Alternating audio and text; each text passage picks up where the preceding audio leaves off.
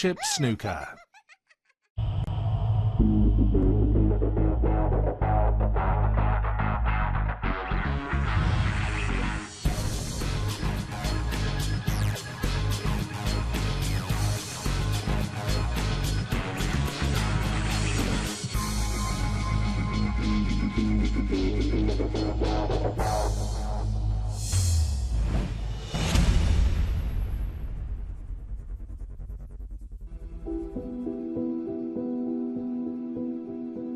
The World Championship, to me, and every snooker player, I suppose, it just means, obviously, what it states, World Champion. It's a tournament everyone wants to win. Every snooker player is striving to win that tournament. Being world number one is a great feeling. That was definitely one of my goals starting out, to become world number one and to become world champion. If I could achieve that, then I'd be happy even if I was to retire tomorrow. Just them little fine lines, which is the difference between winning and losing, and the difference between a champion and not a champion. It could be like millimetres here or there between you winning and losing a match, so I know you only get out of the sport what you put in, and if you don't put the hours in, that talent counts for nothing.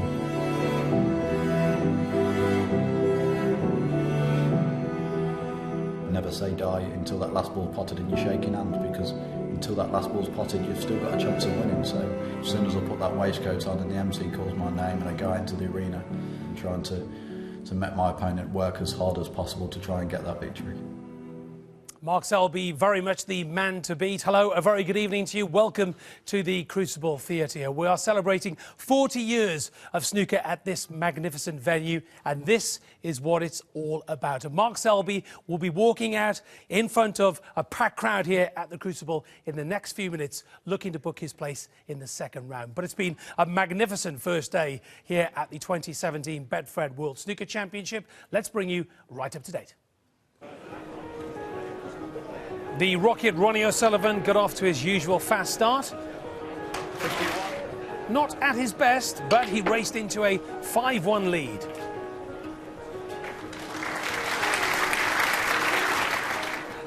But back came the tenacious Gary Wilson on his Crucible debut, winning the last 3 frames and stealing a tense final frame black with this nerveless cut.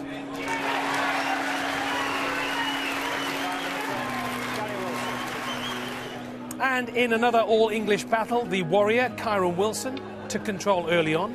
But another fine fight back saw qualifier David Grace pull the match back to 5-4.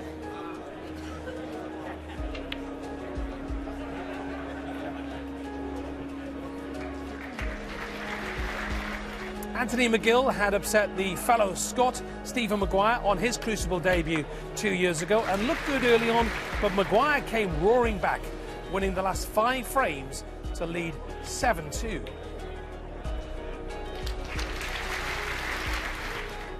And world number one Mark Selby got the defence of his title off to a flyer.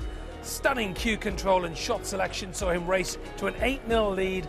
Fergal O'Brien managed to avoid the dreaded whitewash by pinching the last frame, but Mark Selby is in total control of this one. Yeah, live action coming up here on BBC. Don't forget, we're with you throughout the evening on the red button too, so do not go anywhere. Ken Doherty knows what it's like to lift that magnificent trophy at this wonderful venue here this evening. And we've got a packed crowd in tonight as well. What is it like, Ken, coming back here as the reigning world champion and the weight of expectation on your shoulders? Yeah, there's a bit of pressure, all right. And Mark Selby will want to put in a good performance, you know, and he's coming here with sort of a big reputation, you know, good form as well. He's world number one, he's guaranteed that. And he played magnificently this morning against Fergal O'Brien. I really felt sorry for my old pal out there. It was tough, but Mark Selby is looking in very, very good form. When you think back at the great world champions here, Stephen Hendry, Steve Davis, Ronnie O'Sullivan, they've come back to the Crucible Theatre and they've retained their title. Is that something that troubles Mark Selby, you think? I don't think it'll trouble him. I think he'll relish the opportunity to have that problem. You know, he's very laid back, but he's a very determined character. And I said, look, he's the man to beat at this championship. There's no doubt about that. You know, just won the China Open only a couple of weeks ago. So he's come here with a lot of form and a lot of confidence. And I think the fact that, you know, when he's got his hands on the trophy twice already, you know, the pressure is off, but he wants to win it again and again and again and be up there with the likes of John Higgins, Ronnie O'Sullivan and Stephen Hendry and all the greats who have won it multiple times. The wonderful Cliff Thorburn was on BBC Radio 2 this morning chatting about snooker. Wonderful to hear him first thing this morning on the radio saying that he fancied Judd Trump this year. We keep saying it. Is this Judd's year? It could be, but there are a lot of protagonists in the draw, you know, who have a great chance. You know, we saw Ronnie O'Sullivan in good form today, you know, Sean Murphy, Neil Robertson. There's a whole host of players that can possibly win this. But the man to beat at the moment, I think, is Max Selby. And he's standing by. Let's join our MC, Rob Walker. Thanks, Jason. Good evening, ladies and gentlemen. It's the climax of day one here at the Betfred World Snooker Championship, and by the end of tonight, 2 players will have secured their place in this year's second round. 2 big leads. Will there be 2 big comebacks? It's showtime here in Sheffield.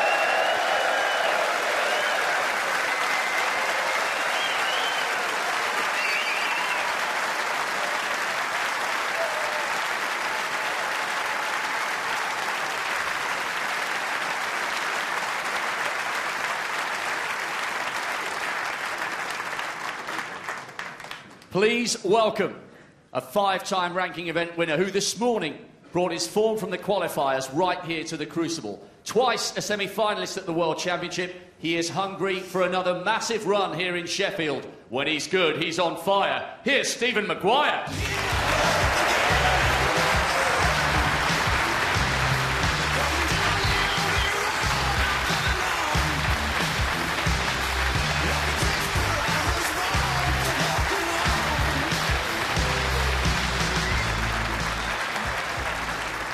And his opponent, a man who made it to the quarters on a very impressive debut here 2 years ago.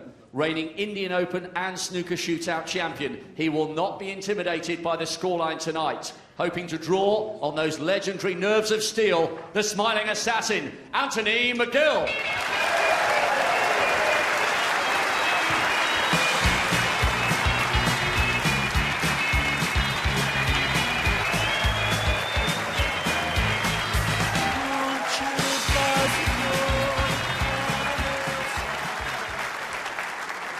And on table 1, a player who has made it back to the Crucible for the first time in 7 years. After a 2-hour, 3-minute epic deciding frame win over Dave Gilbert at Pond's Forge, he now faces a huge task tonight, but he will come out determined to show his class. He's the marathon man, Fergal O'Brien.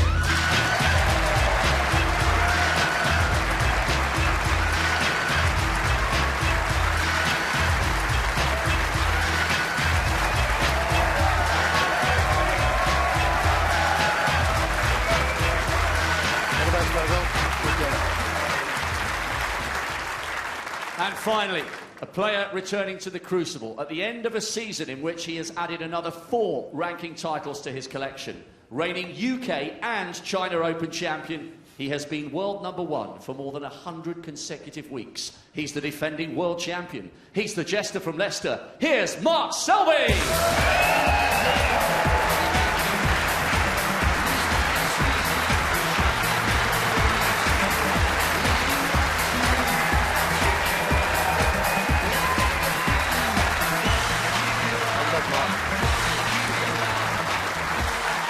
Huge cheers for the reigning world champion Mark Selby. That's our live match for you here on BBC Two, Selby v Fergal O'Brien. But if you want Anthony McGill against Stephen Maguire, that's available on your red button connected TVs, online and the BBC Sport app in the company of Dennis Taylor and Peter Ebdon. But here live on BBC Two, let's say good evening to Steve Davis and John Virgo.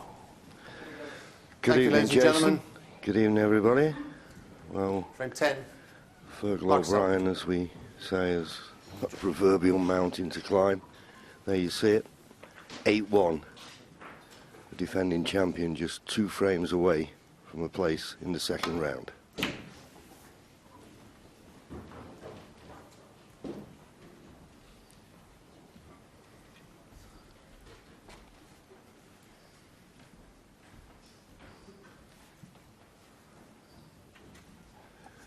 Fergal, well, he didn't really get that many chances early on in the match, and you just felt that he needed a good start.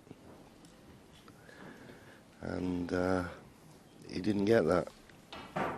And he was down at 70% pot success at one stage, so he's improved that. But you need to be 90% or above.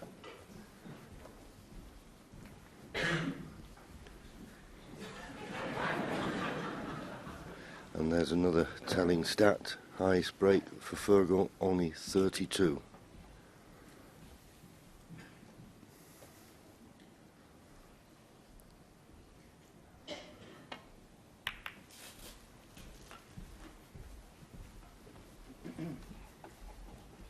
Yeah, he was pretty inefficient this morning, Fergal. He'd have been disappointed with the day. He's experienced enough to know that every session can have a different outcome. But as you say, John, a mountain to climb and none higher than trying to pull back a lead from our world champion, Mark Selby. You don't expect him to crumble.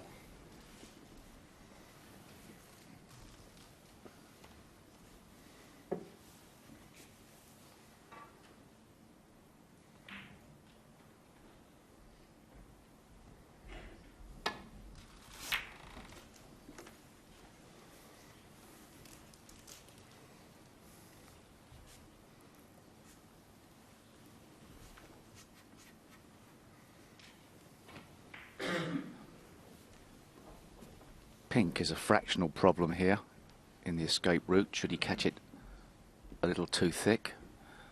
Don't expect him to. Played it the other side, perhaps. Good shot.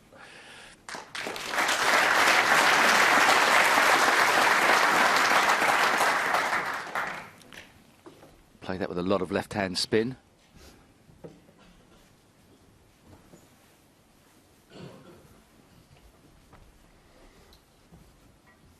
Thank you. I think Mark can try and play this firm, come off the top cushion, try and clip a red. There's a couple there.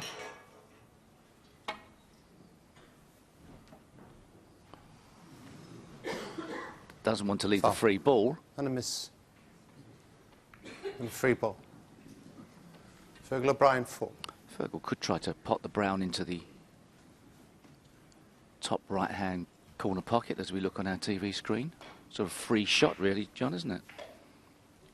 Or does he make him play again? Bramble. No, he's following your idea here.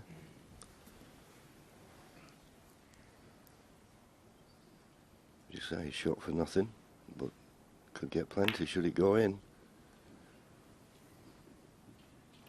But not quite.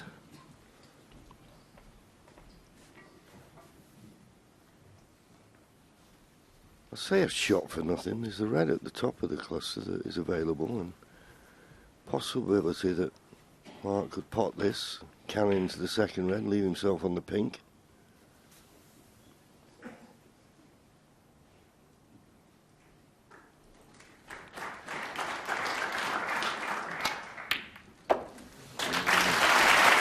Good cueing, right in the heart of the pocket.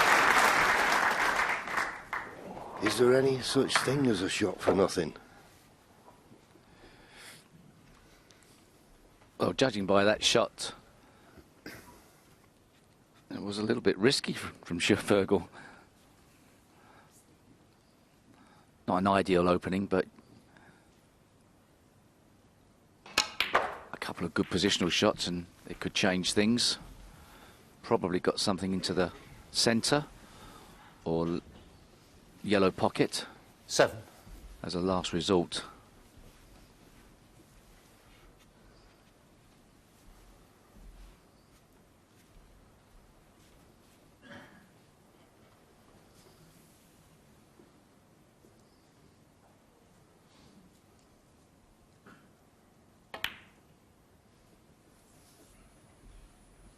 Eight.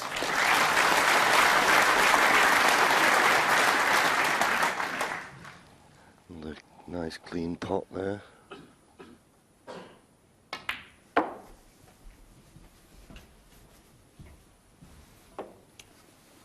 black at the moment will be 13. available into the right corner once he gets the brown out of the way.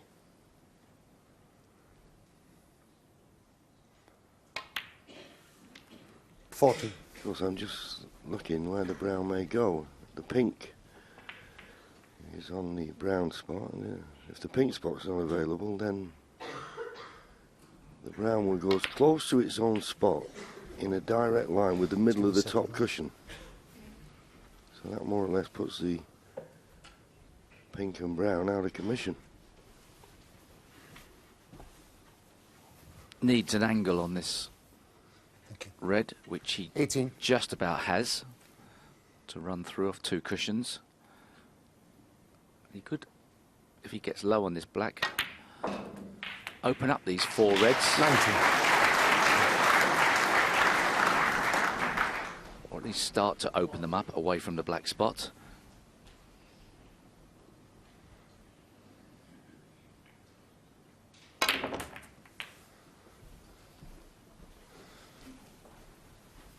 I think he'll settle for that.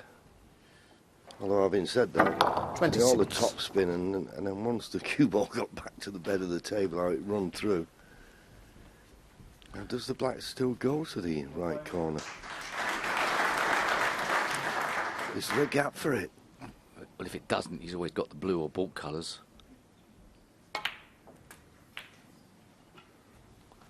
27.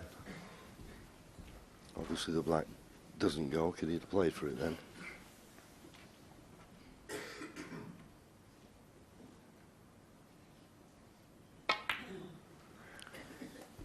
Got to be said, John looks very clinical amongst the balls, very controlled, 32. sign of confidence, quickly off the mark at the start of every session. Black doesn't go, I don't think, but it's tight. But the way those 2 reds are now, he can play them before he plays the black, if he gets a nice position on the blue or ball colour. Okay. 33. Yeah, he's come down for the blue now. I don't think he'll risk the cannon. He'd love to get on the red that's just above and to the right of the black, but he'll have to judge this nicely when he drops the blue in and comes off the top cushion.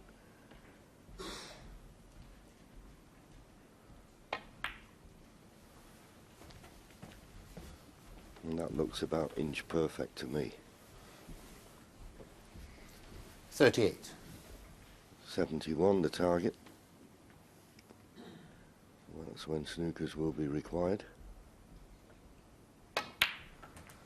39. He's come out tonight and he looks a lot sharper. I know what you're saying, Steve. He did have a good start early on today, but he wasn't winning frames in one visit necessarily. And he was feeding off a few mistakes from Fergal, but this is a bit more like the Mark Selby we've been seeing most of the season. 46.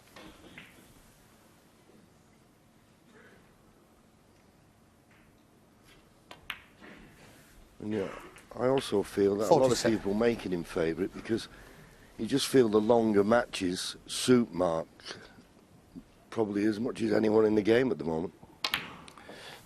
Yeah, I think he's so much in control of his game, his cue action and his 54. control of the cue ball, that he starts off a session maybe in top gear, but maybe not. But by the end, 55. he's built up a head of steam and he's like a juggernaut, and it's tough to stop him by then. He's really in the groove.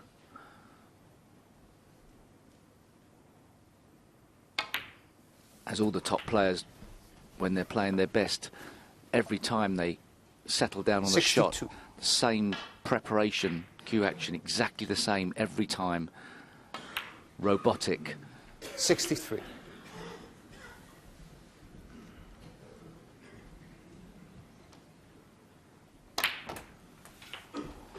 And now just looking for one more red and a colour. 70. The red will put him 67 points in front, 59 ahead, but if he gets the colour, you would think there's no way back to the table for Fergal. 71.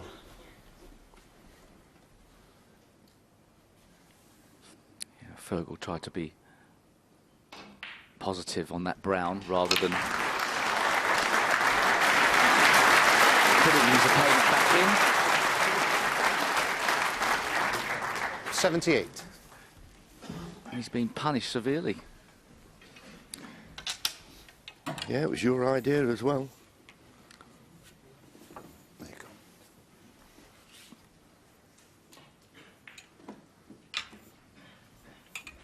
You'd have got the brown though, wouldn't you?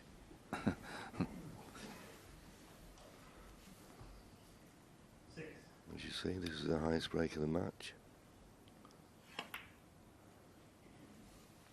Certainly don't criticise Fergal for playing the free ball 79. because with a high break prize, Fergal probably thinking he's going to be knocked out. Could have made a break bigger than a 147 with that free ball. Always a possibility. Fair comment. 86. Only had one century so far in the championship. 87. That was Ronnie O'Sullivan.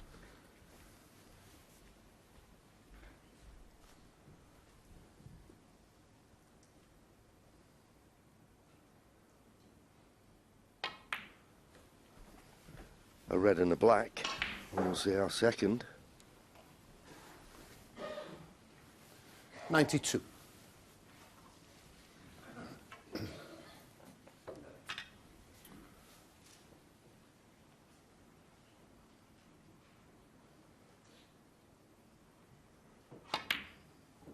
Oh, pity. Mark Selby. 92. Job done. Fergal concedes, took on the brown, thought it was a shot for nothing. Well, it cost him the frame. Mark Selby now just one frame away from a place in the second round. He leads 9-1. Thank you. Yes, he is very much on his way to the second round of this year's World Championship. Welcome, by the way, to our brand new studio for our evening sessions. We'll be live with you some evenings from 7 o'clock on BBC Two, but then throughout the evening, every night on the red button from this venue. Magnificent little venue as well, isn't it, Yeah, Ken? it's lovely, Because nice we've got and the cosy. players practicing as well. You can see Marco Fu there. Good evening to Marco. How are you, Marco? Good man, good man. You just put him off his shot there. I made sure he played the shot. Made sure he played it. But as for Mark Selby, imperious form. Imperious form, yeah. Good start for him. And if Fergal is going to have to get through this round, he's going to have to be another 10-9. But no, Mark Selby, fantastic. Every time, as Steve Davis said in commentary, he's in complete control of his cue action. Lots of confidence, you know, coming into this tournament, of course, with really good form. And he looks very, very good. And also, when we look at him on our big screen that we've got here, which you can't see, by the way, but we can see, he looks much more composed and much happier. Do you remember when he won the world title and then came back and lost to Anthony McGill in the second round? We were all shocked. He didn't look in the zone, did he, that year? Well, you know, he was up against the Crucible course. Don't forget, the first-time winner, coming back as defending champion. Nobody has done it, and that was against him, and that made him very, very nervous, and he was quite open about that. But he looks a lot more confident, looks more, as Steve said, in control of his emotions, and is playing very, very well at the moment. And as I said before, he's going to be tough to beat. He's in a very tough half, though. You know, of the draw, it's very top-heavy. But he's going to be the man to beat so far. Yeah, very much so. And he's looking for an early finish. Back to John and Steve. One.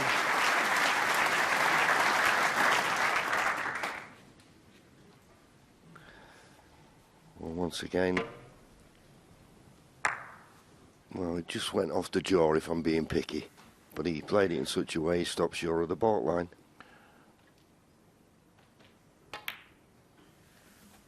Had a chance to go into the pack off the green there, but where these open reds are situated, there's no need for that.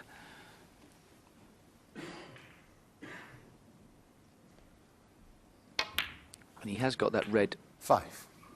below the pack that he can use to pot and open the reds at the same time. That seems to be the shot of choice now. So he's played, I think he's played deliberately low on this, but perhaps it's a bit too straight to do too much damage to the pack, but he'll be screwing back perhaps for the blue. Yes, for the pink. 13. But as you say, Steve, I think he wanted to be a bit lower on that red, and I think, yeah, it is coming more and more into the game, because the thing is, when you go into the cluster as it is now, you smash into it, you're always trusting a little bit to luck, whereas if you can pot a red and knock a few out, then you're more in control of the situation. And maintain colour position on the colour. So now he's got to get the correct angle on the colour. That's more critical, 19. more difficult. Blues possibility, he could spread the reds open, win the match here and now if this one shot goes correct. 20. He's a bit straight on that to generate too much power straight into the pack. He's got to belt this if he's playing straight in. Nice effort, got to trust to luck now.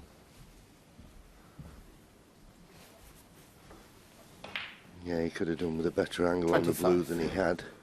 Forcing it like that, you don't really get the pace in the cue ball, and he needed to catch the pink, as we say so many times, full in the face. Yeah, you also don't get that much backspin on the cue ball by the time it hits the pink. He playing the double. Speculative double in the middle. Mark Selby, 25. I'm not going to wonder if he had have played that red that said to perhaps power screw and flick a few reds out and try and get on the blue, whether it would have worked out better. But he was right behind the shot, he knew. Yeah, I think he just come just a little bit too straight for that, didn't he?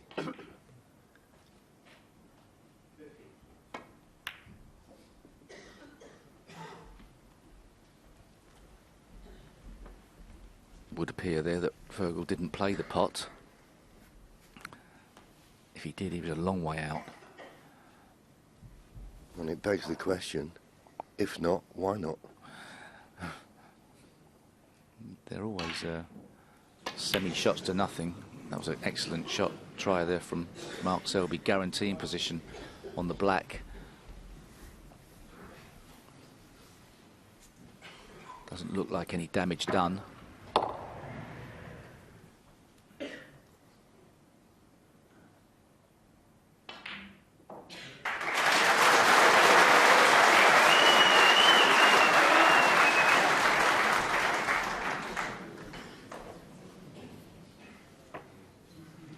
You don't get many frames in the modern day game that happen where all the reds are pushed into the bulk area of the table. Used to be a lot more cagey safety at one stage, but as we speak, it's safety to the top cushion.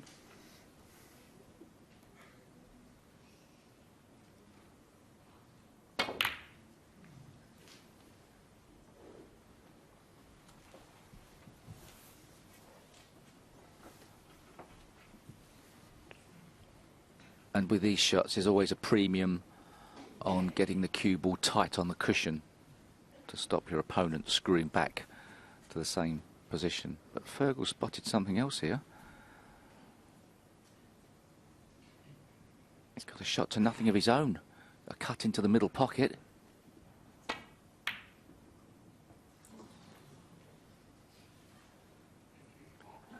Yeah, you see the path of the cue ball, it was worth the risk. I mean, he's got to take some risks now, there's no doubt about that.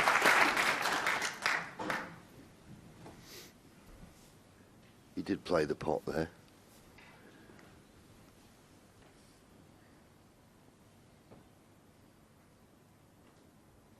And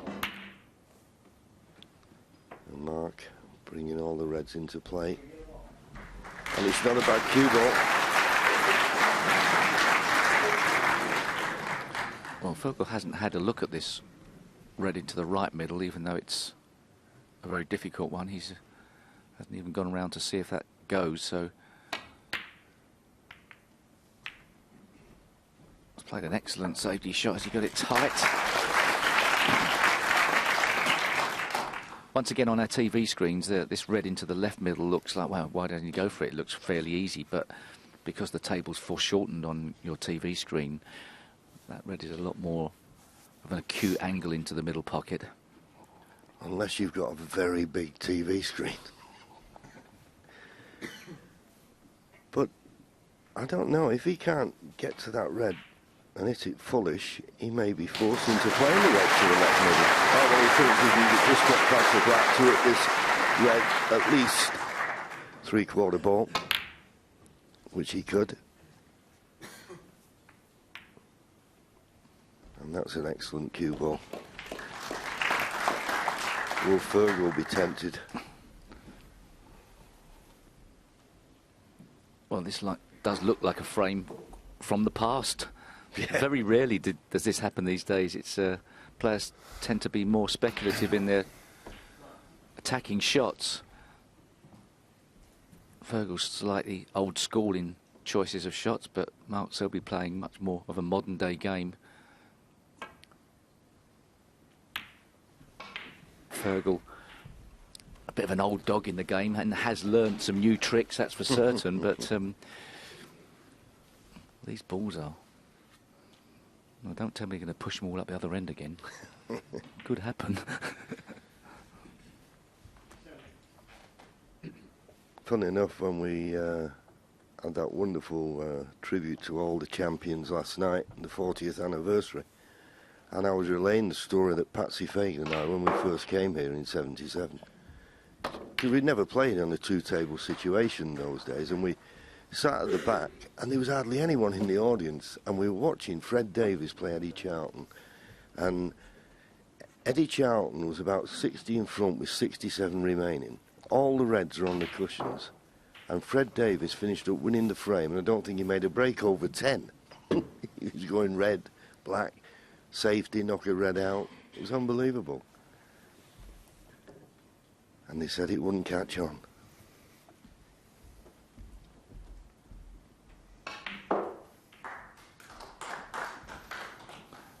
It's funny, tactical snooker's an interesting beast. Fergal's frame to get through to the crucible took more or less 2 hours. And I happened to be watching it on, it was on Facebook Live. Oh, right. There were 1,000 people watching when the yellow was on the table. It took an hour from there on in. Everybody was moaning and saying it was disgraceful snooker for some reason. By the end of the match, there were 2,000 people watching. Where's the cue ball going? Foul. Oh, Mark Selby full. That could be the end. Fergal didn't expect that cue ball to be anywhere near that corner pocket, but he will be expecting to shake hands now with Mark Selby.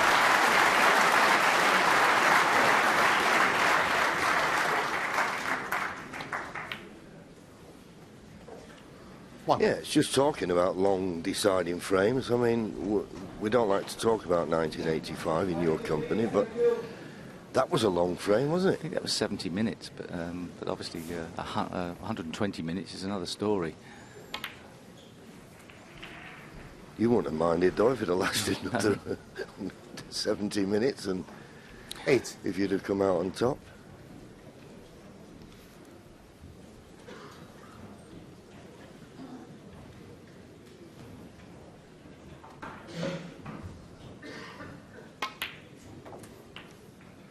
Nine. Not a clear-cut chance, obviously, to wrap up the frame. Quite a lot of reds in awkward positions to get over the line, but you expect these top players to manufacture good positional shots, keep the breaks going.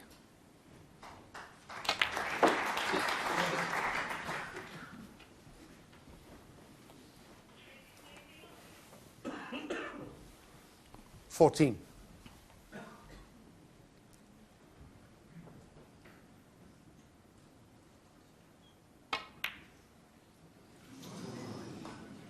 Mark Selby, 14. He's been cueing so nicely. Didn't cue that well. He was putting a trace of right-hand side and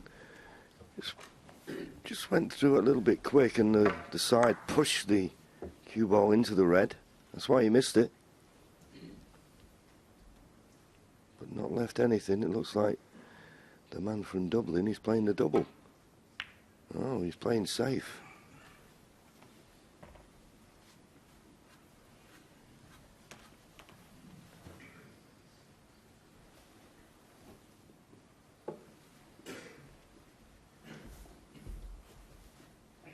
once again, it looks like he can get through to the potting angle. But it's a very missable shot.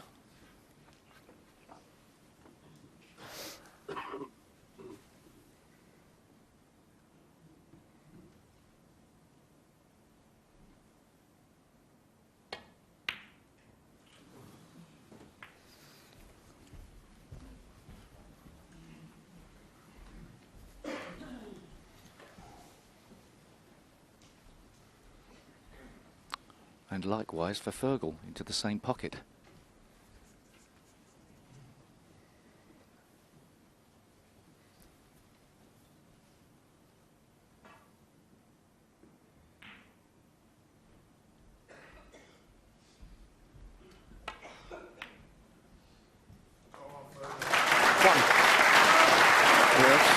Nicely dropped in, and of course you get lots of encouragement.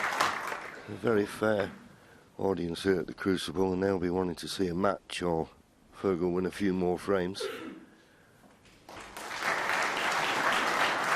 It's hard to think straight though, isn't it, when you're this far behind? Yeah, especially as you've not really settled down in the arena. You'll do well to get anywhere near level terms here.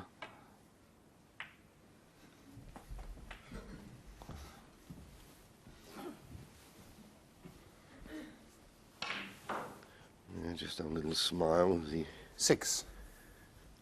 rolls a nice red in. Fully appreciated.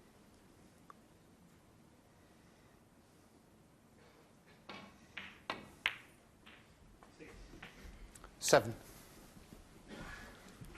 He's an absolute gent, Fergal, and fierce competitor. Marvellous sportsman.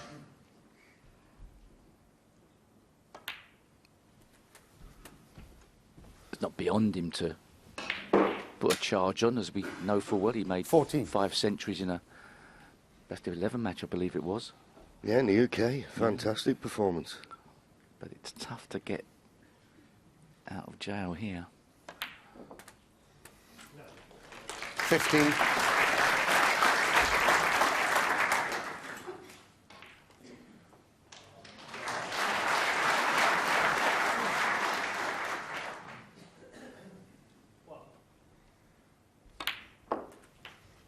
Go on. He's not played that well.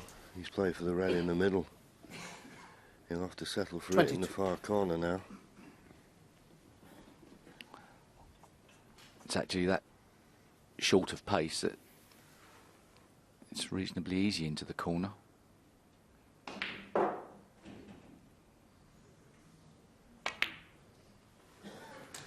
$23. Plays with a really fat tip on his cue, fairly thick diameter at the ferrule end anyway, and an overhang of the tip. It's approaching, I'd say, probably sort of 11 millimetres for a snooker tip. It's most people's choice is a lot smaller, around the 9 millimetre mark.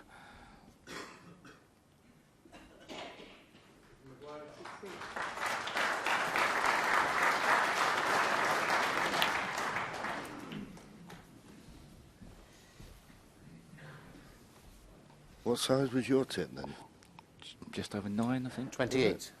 I used to use 9 a and 10. a bit. I always thought the thinner the sort of end of the cue, the more likely to put an unintentional side on. Which I obviously did a lot.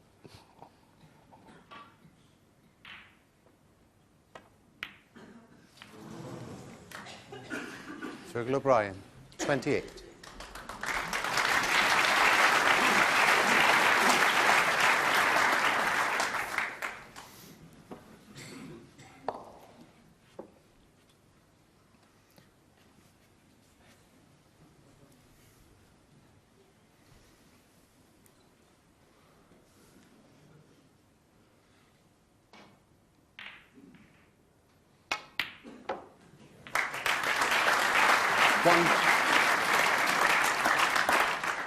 You really couldn't have struck that any better.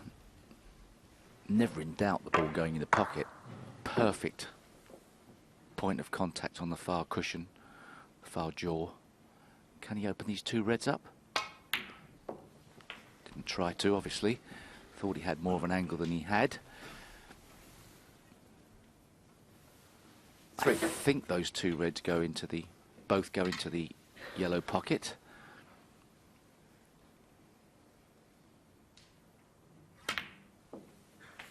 Thank you. He can 4. certainly shift them from the brown, come in behind both off two cushions, and would expect, as long as he doesn't blast it, to get some type of leave.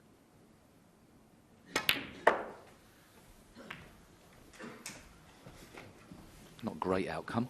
No, I'd like to have hit the join of the two reds.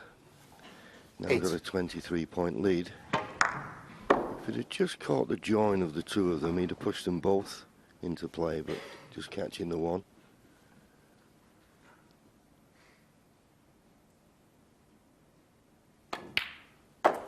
Another terrific solid pot.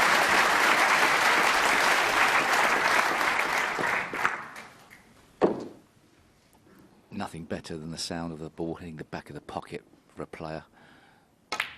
Everything going in crisply. Look at this shot. And that could be the match winner. 14. It's It thin. cuts. Yeah, it's thin, but I think it does go. He's just quickly looked at the scoreboard. 29 in front. Can he hold for the black? The black would do.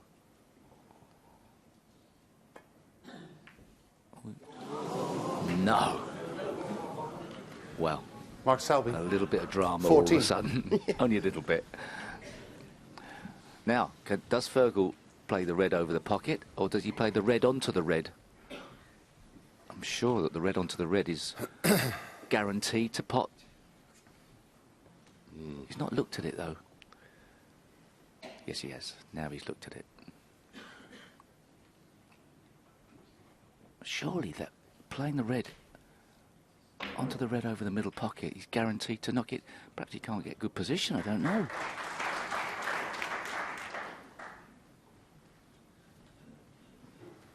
One.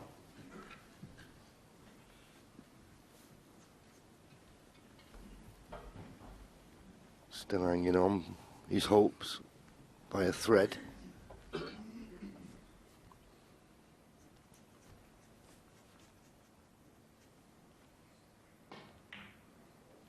Temptation to try and move this red out, John, isn't there? But you could also play him behind it.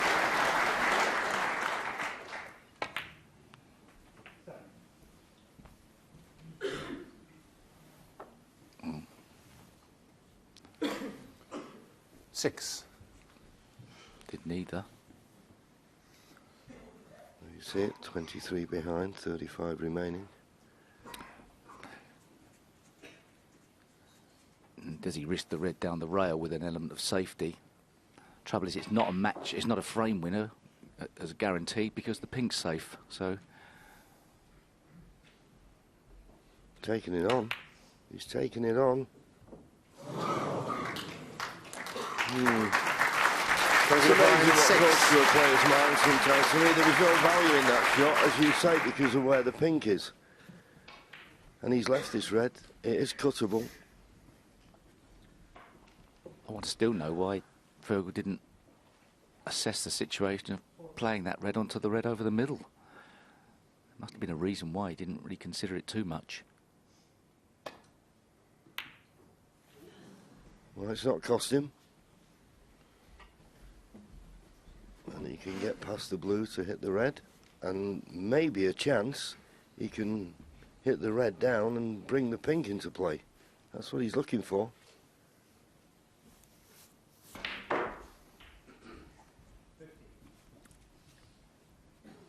A little bit risky, not knowing where the red would end up, but it's a chance to do it.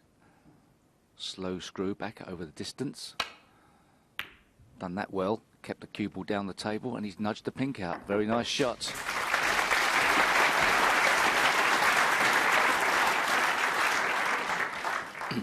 And a bit of a bonus with the snooker as well. Couldn't guarantee that. No, and you have to say, he's back in the frame. And slight favourite. Yeah, and where that pink's ended up, it's given Mark Selby a headache.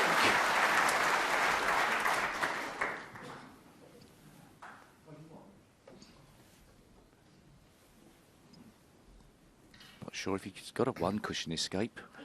Would appear that the pink's in the way. Off the yellow cushion, the yellow side cushion, looks like the blue's in the way. Perhaps he can load up with loads of side in between the blue and pink, and then must be the swerve then. Can he swerve it around the brown? Doesn't really want to be pushing the red ball towards the pocket. So, past the aspirins.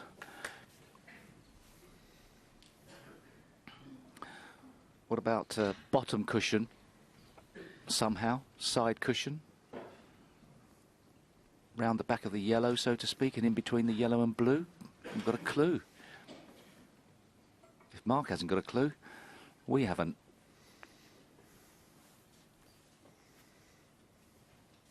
Well, he did look at that line there. He's got to be careful, of course, don't really shoot too much, but that is a possibility. No, that won't hit it. Foul. He's got to get the other side of the black, so I don't think that's on. No, I don't think so. I think if he gets the other side of the black, it goes the other side of the red.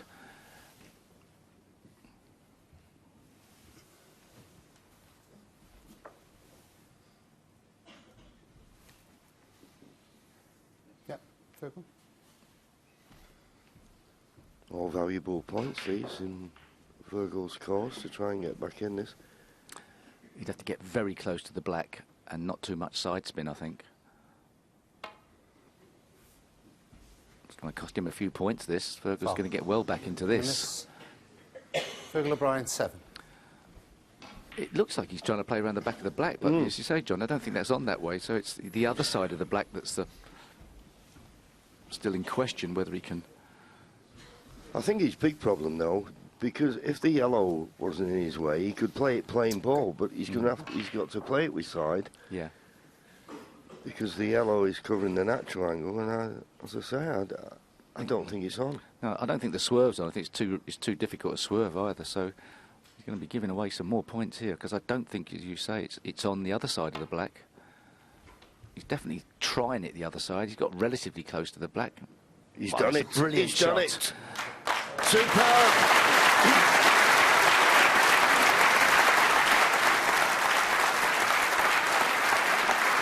Got to say,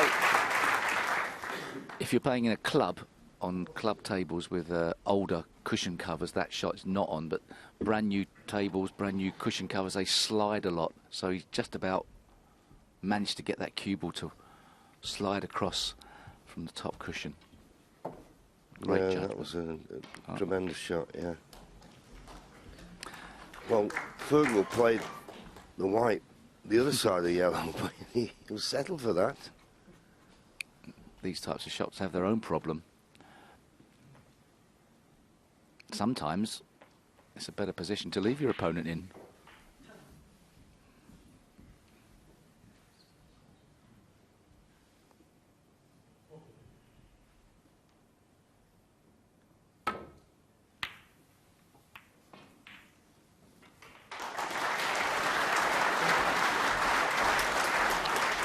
Well, it's half a chance, but we know how difficult these reds are coming into the middle pocket at narrow angle.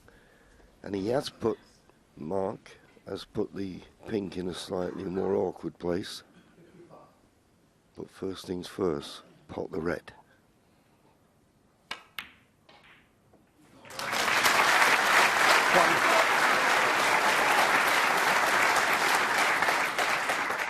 Well, let's forget about winning the match at the moment. Win this frame. He still needs the pink.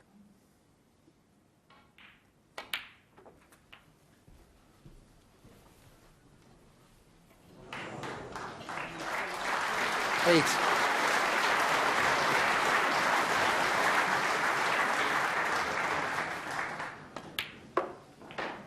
Ten.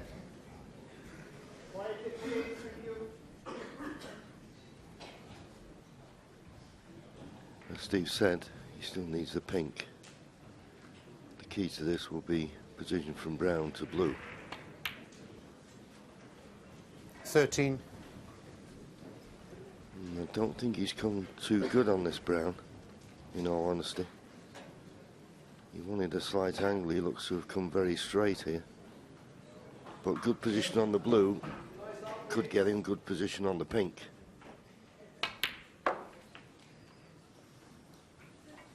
$17. Not good on the blue, but he can guarantee that he gets a crack at the pink, albeit from distance.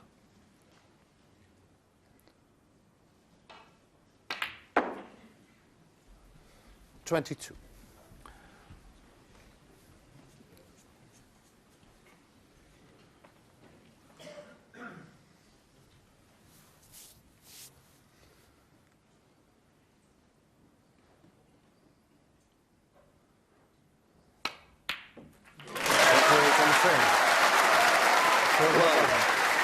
What a frame to win. Never say die attitude from Fergal O'Brien. Brilliant. Okay, still a mountain to climb, but well done. He trails 9-2. There are plenty of ways to enjoy our coverage of this year's World Championship. Stephen Hendry brings a great championship to an end. There's news features and more on the BBC Sport website. Radio 5 Live will bring you updates throughout the day.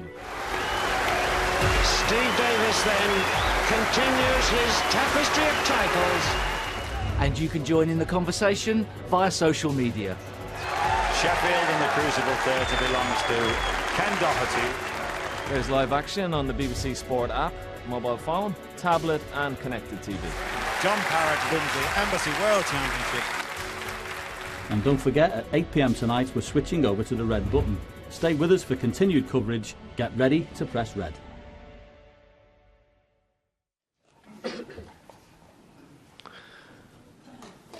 Jan Verhaas just adding the finishing touches to setting the balls up. Frame 12. Mark Selby to break.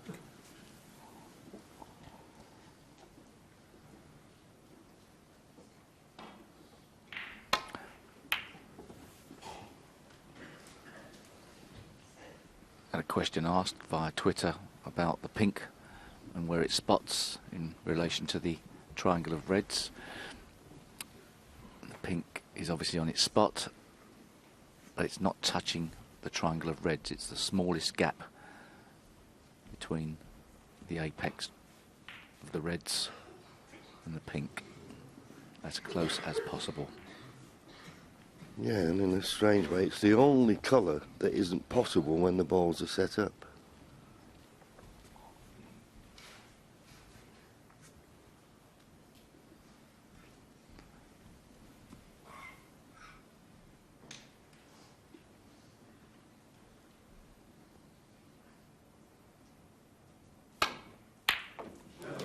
Terrific shot, and the spunk has got the cannon, he's on the black.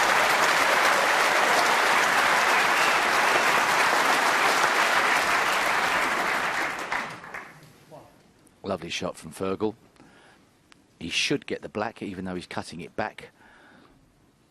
What he can't guarantee, at least I don't think so, can't guarantee position off of this.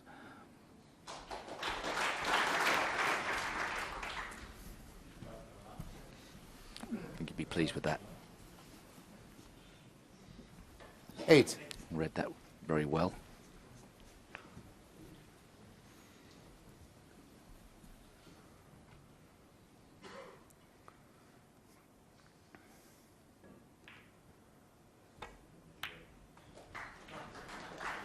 Nine.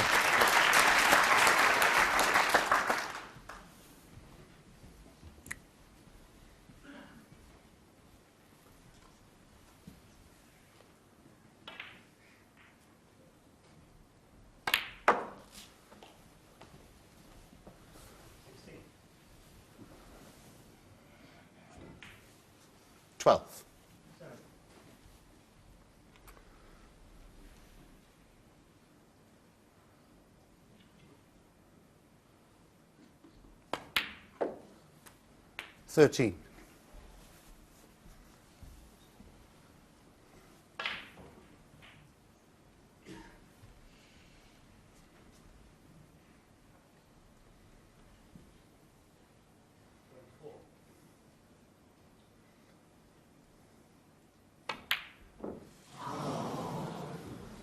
Wow. Fergal O'Brien. Unbelievable. 13. I think the look to the heavens says it all.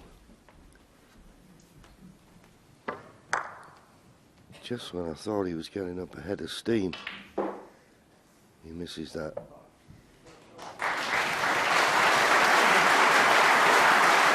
Well, Mark's able to bend this with a trace of left-hand side. Played it well.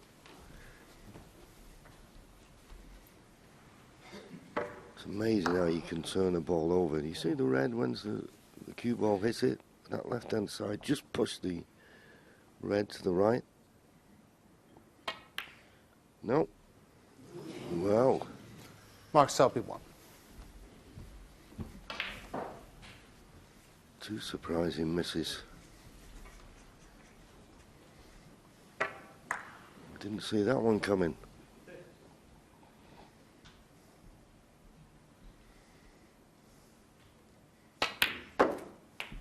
One.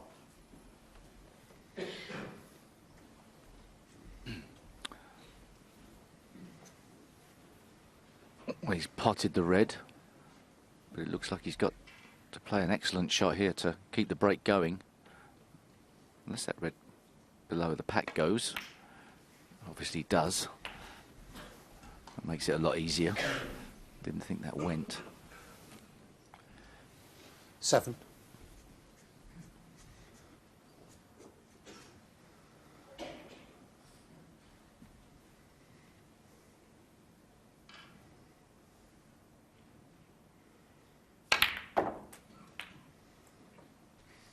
Eight. Nowhere.